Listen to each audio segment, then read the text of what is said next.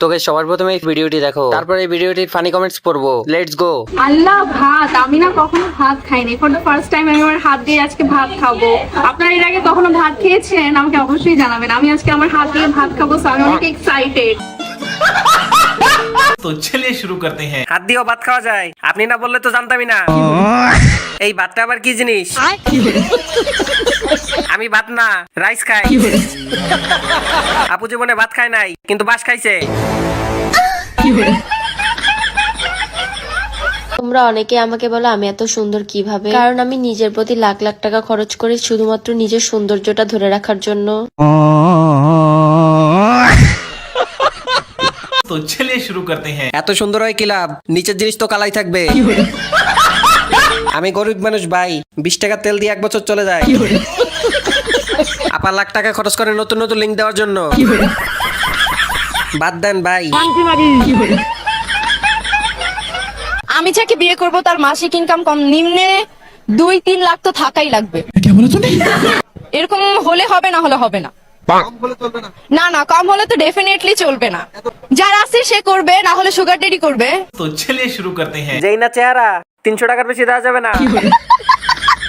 এই আশায় থাকতে থাকতে পরে তোমাকে 500 টাকায় খাট কামাতে হবে। মনে হয় আজই পাবনা থেকে চারা পাইছে। আপা মনে হয় উন্নত মানের রিমো ফ্রিল্যান্সার।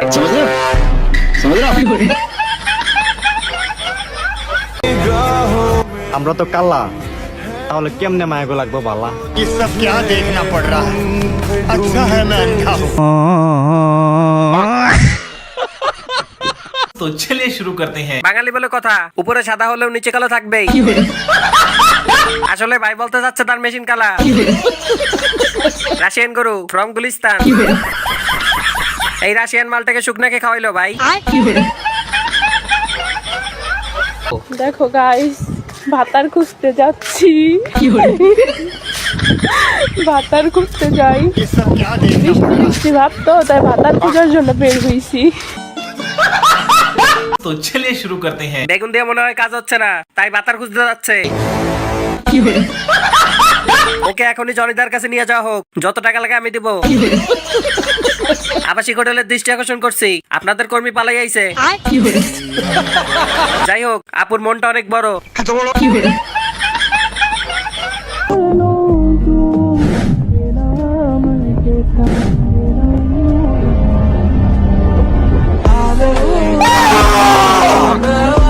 ये सब क्या देखना पड़ रहा है? अच्छा है मैं अंधा हूँ।